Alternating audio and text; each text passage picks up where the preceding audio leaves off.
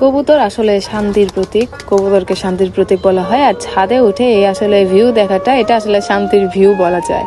তো যাই হোক, আমি ছাদে আসা মানে ওরা না আমাকে দেখে এরকম ওড়াউড়ি শুরু করে দেয়। আমি যখনই ছাদে আসি, ওদের খাবার টাইম ছাড়াও যদি আমি আসি তখনও এরকম ওড়াউড়ি করে। ওরা আসলে যায় না কোথাও, সবসময় ছাদে বসে থাকে, মানে আশেপাশে যাওয়া এটা ওটা খাওয়া কিছুই করে না। আমি যতটুকু খাবার দিব ততটুকু খাবে।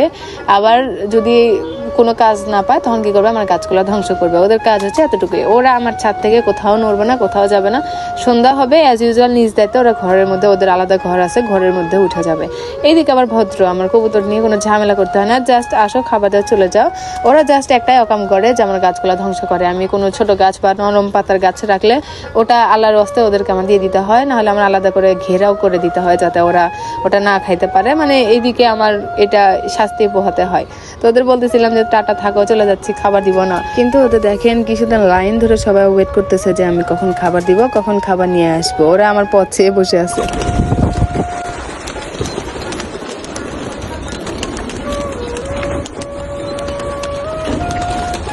কি লাগাইছে তোমরা? কি লাগাইছে? খাবার আনছি, খাবার খাবার কিসব?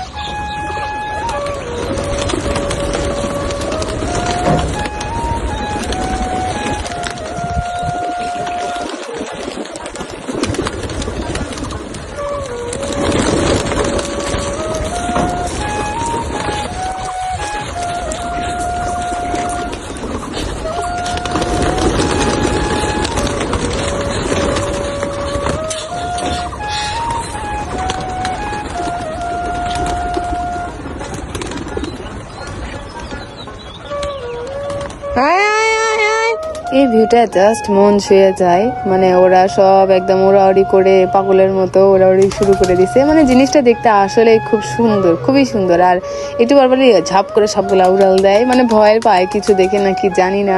তো খাবার ছিটাই দিলাম, 2 হাতে দিত, 1 হাতে দিলাম, একটু কষ্ট হইলো। আর অনেকগুলা ছিল ঘরের মধ্যে, যাদের ডিম বা বেবি আছে ওগুলা নিয়ে ঘরের মধ্যে ছিল। ও আমি ডাকলাম